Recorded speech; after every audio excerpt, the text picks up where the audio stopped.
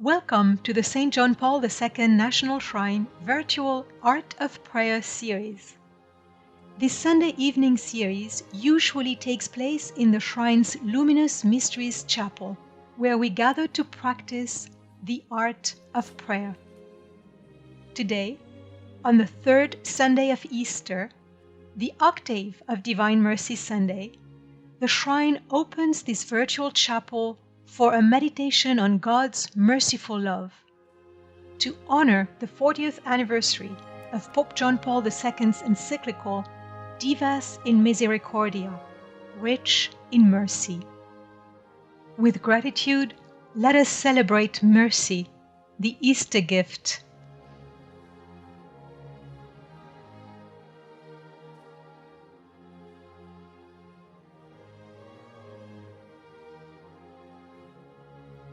Just after his release from the hospital in 1981, Pope John Paul II went on pilgrimage to the Shrine of Merciful Love, founded by Blessed Mother Speranza in Italy, and spoke these words. A year ago, I published the Encyclical Divas in Misericordia, Rich in Mercy, on the inconceivable and unfathomable mystery of God's mercy. This made me come to the sanctuary of merciful love today to reconfirm the message of that encyclical right from the beginning of my ministry in St. Peter's See in Rome. I considered this message my special task before God in the present situation of man, the Church, and the world. He repeated this understanding of his pontificate during his visit to the Shrine of Divine Mercy in Krakow in 1997, saying, The message of divine mercy has always been near and dear to me, which I took with me to the See of Peter, and which in a sense forms the image of this pontificate.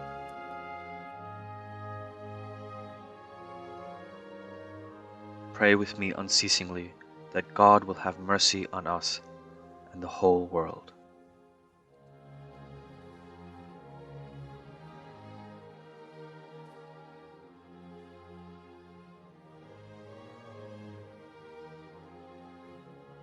In Rich in Mercy, Pope John Paul II proclaims the message of the mercy of God as being present from the start of salvation history and brought to its fulfillment in the person of Christ. Following the teaching of the Second Vatican Council and paying close attention to the special needs of our critical and difficult times, I am compelled to draw attention once again to Christ, who is the face of the Father of mercies and God of all comfort. Christ confers on the whole of the Old Testament tradition about God's mercy a definitive meaning. He speaks of it by the use of parables, but above all, he himself is mercy. To the person who sees mercy in him, God becomes visible as the Father who is rich in mercy.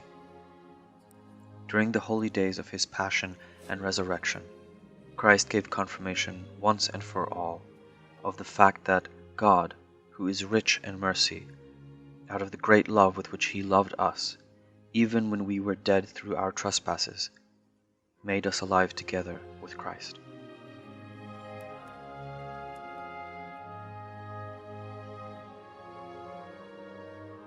Christ, the new Adam, you fully reveal us to ourselves. Did you not say that our Father, who sees in secret, is always waiting for us to have recourse to him in every need? Enable us to see you as the mercy of the Father, close to us in our humanity, especially when suffering.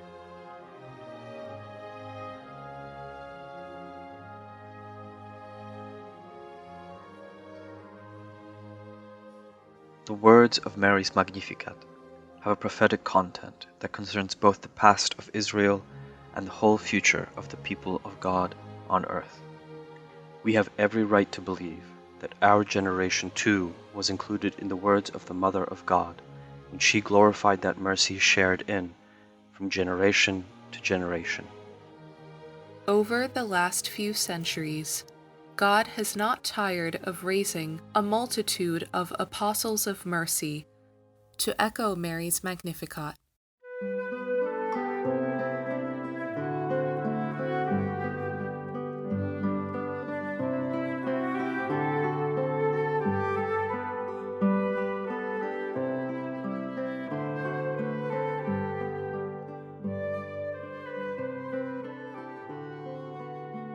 Some stand out at major turning points. On the eve of the 18th century, Saint Margaret Mary received fervent words from Jesus. My divine heart is so passionate with love for mankind and for you, it can no longer contain within itself the flames of its burning love. Jesus, mourning indifference and ingratitude, desired to make known the divine treasures of which his heart is the source. 2 centuries later, Saint Therese of the Child Jesus overcame the religious atmosphere of her era marked by fear. She pierced anew the mystery of the Sacred Heart.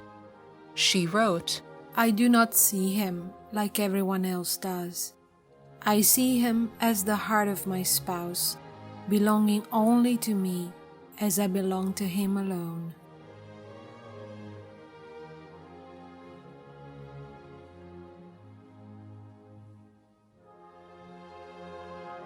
I need a heart burning with tenderness, who will be my support forever, who loves everything in me, even my weakness, and who never leaves me, day or night. I must have a God who takes on my nature and becomes my brother and is able to suffer. I hide myself in your Sacred Heart, Jesus. I do not fear. My virtue is you.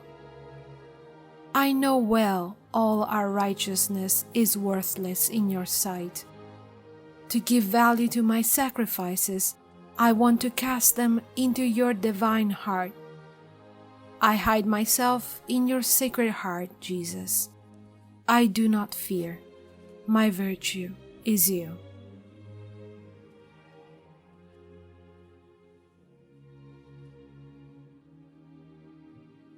Therese shares the secret of this heart, mercy. Since it has been given to me to understand the love of the heart of Jesus, I assure you that it has chased all fear from my heart. The memory of my faults humbles me. It reminds me never to rely upon my own strength, which is only feebleness. It reminds me even more, constantly, of mercy and love. It is trust, only trust, that shall lead us to love. To me, God has given His infinite mercy. The heart of Christ, His Sacred Heart, has given men everything: redemption, salvation, sanctification. Saint Faustina Kowalska saw coming from this heart that was overflowing with generous love 2 rays of light which illuminated the world. By divine providence, the life of this humble daughter of Poland was intertwined with the history of the 20th century. In fact, it was between the 2 world wars that Christ entrusted his message of mercy to her. Those who remember the horrible sufferings of millions know well how necessary this message was. Sister Faustina saw Christ as the merciful God, yet she contemplated him not so much on the cross, but rather in his subsequent state of risen glory.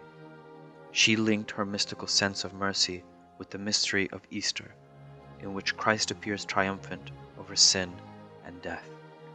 It is not a new message, but can be considered a gift of special enlightenment that helps us to relive the gospel of Easter more intensely, to offer it as a ray of light to the men and women of our time.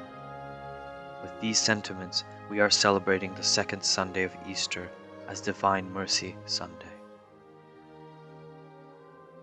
Let us relive this Easter moment with great spiritual intensity. Risen Jesus, you show us your glorious wounds and heart, the inexhaustible source of light and truth, of love and forgiveness. You entrusted to the apostles the gift of forgiving sins, a gift that flows from the wounds in your hands, your feet, and especially from your pierced side. From there, a wave of mercy is poured out over all humanity. Let us dispose ourselves to receive it today.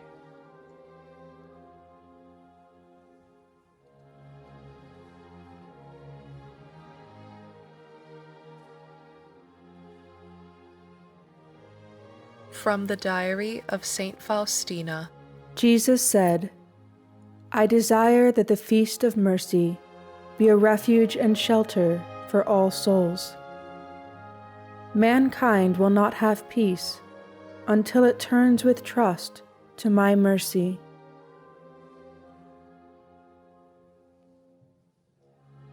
All grace flows from mercy, and the last hour abounds with mercy for us.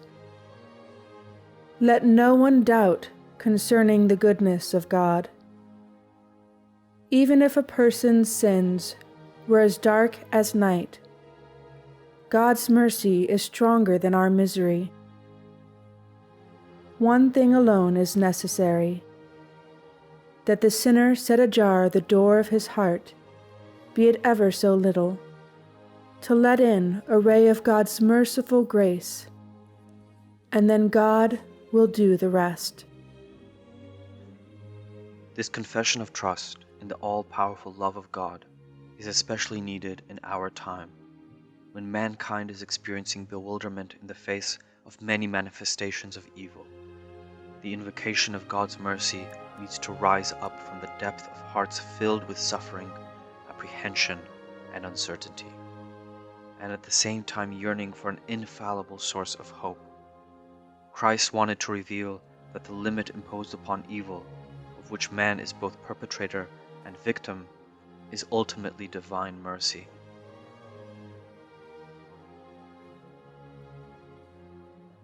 Today, let us repeat these simple and straightforward words of Saint Faustina. I trust in you. We wish to proclaim that apart from the mercy of God, there is no other source of hope for mankind. We desire to repeat with faith, Jesus, I trust in you.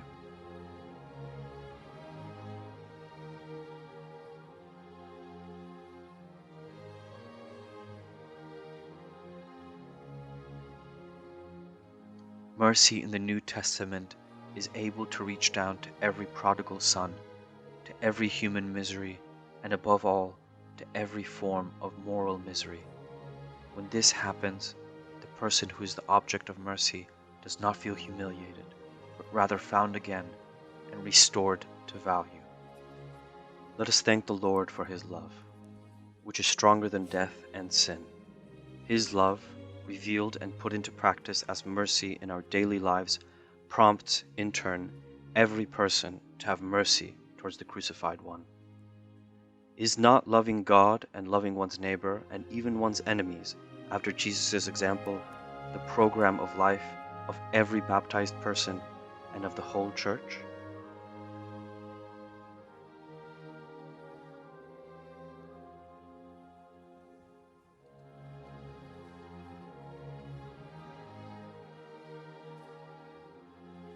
God, merciful Father, in your Son, Jesus Christ, you have revealed your love and poured it out upon us.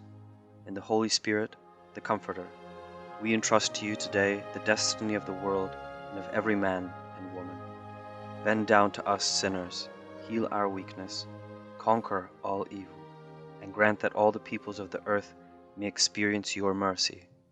In you, the triune God, may they ever find the source of hope. Eternal Father, by the passion and resurrection of your Son, have mercy on us and upon the whole world. Amen.